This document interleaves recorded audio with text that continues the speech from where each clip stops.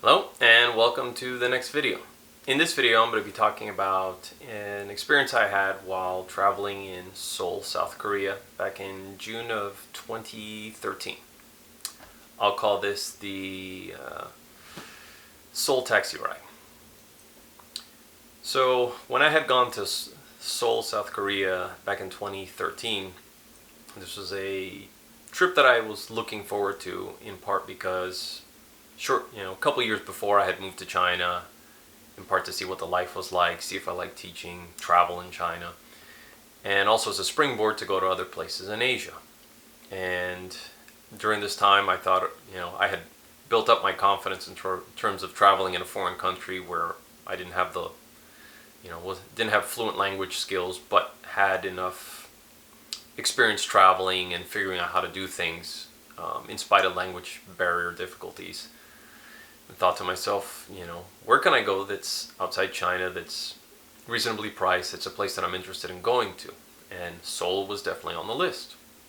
So I thought, let's go out to Seoul, or let's as in me. So booked a trip, headed out there for about either 4 days or 3 nights, 4 days. And this was before I had like a smartphone where I can GPS stuff and have all the information there. So I would do, during this time I had a lot of printouts with me, like printouts how to go from here to here, how to do this, how the location of my hostel, all those sorts of things. And during that trip I was staying in the Itaewon area, which is this area that's very westernized, has a lot of different shops that sell different goods.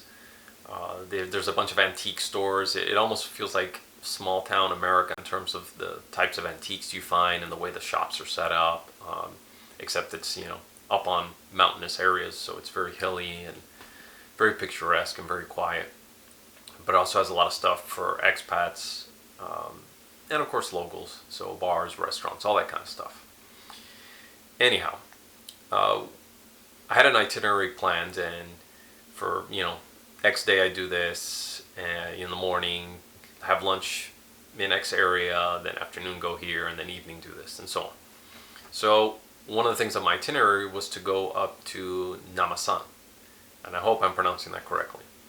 Now Namasan is this tower that's up on either a small mountain or a large hill that overlooks the city.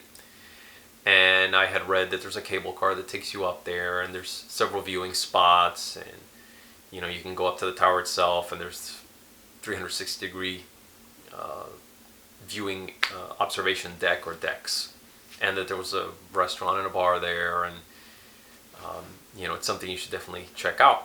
And I highly recommend going there if you've never been there. Anyway, so from where my hostel was in Itaewon to where the I guess quote ground level or starting point for the cable car up to the initial walking point to go up to Namasan was quite a distance, or at least it wasn't an easy walking distance from my hostel.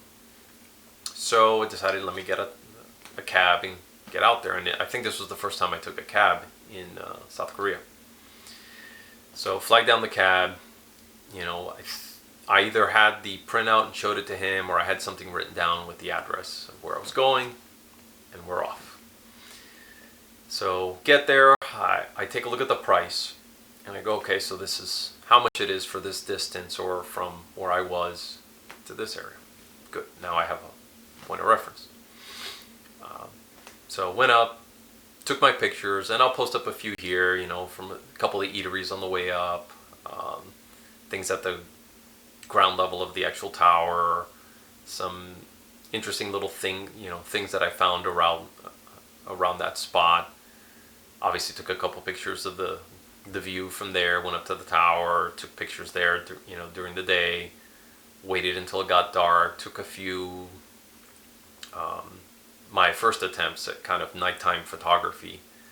Not the greatest pictures, but at least I have something I can look back on. And anyhow, certain point, and after eating something, because I was a bit hungry when I was there, I thought, okay, let's head back. So Had already pre-purchased the ticket for taking the cable car back down. Got on it, got back down.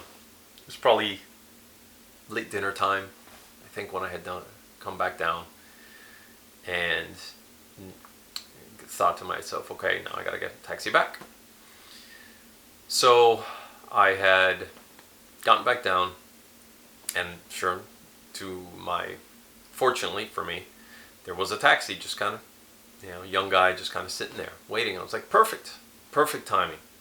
And I think some other people had taken taxis too ahead of me, so they knew that people would be returning from this tourist site. So approach him. I think I had the business card of the hostel. Showed it to him. This is where I want to go. Kind of, cocks his head back, tells me a price, which, if I recall, was like 3 or 4 times what I had paid to get there from the hostel. And I was just kind of in shock.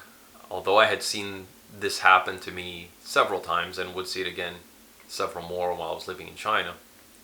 And again, it's not everyone, but it does happen. I was kind of surprised that a very developed, modern country with a similar government and a lot of similar values, that something like this would occur. And I'm sure it happens in the US, but I was just kind of shocked to see this in South Korea. So fortunately, I remembered that there was a train line somewhat walkable from the cable car. So I just looked at him and said, no, crazy. I just kind of walked away, and the guy kind of, shrugged his shoulders like, whatever. He was going to rip off somebody. Just a matter of whoever says yes. And fortunately, I was able to find the train station. Fortunately, it wasn't closed. And I was able to figure out, okay, what's the nearest stop to, or what's the stop that's in Itaewon. Was able to get there. I do remember the train station. It was interesting in that you had series of escalators ever descending. I think I went through at least 2 very long flights of escalators down to get to the train station, and then the same thing to get back up to, street level of Itaewon, or close enough to Itaewon that I can find the hostel. But it was an interesting experience, and I guess one of the good lessons here that I'll pass to you is always have a backup plan when you travel. Especially when you're trying to come back from a place. You don't want to get stuck and then screwed because someone's scamming you and you don't have any other choice. Anyway, that's my Seoul taxi experience. Hope you guys enjoyed the story. See you in the next one.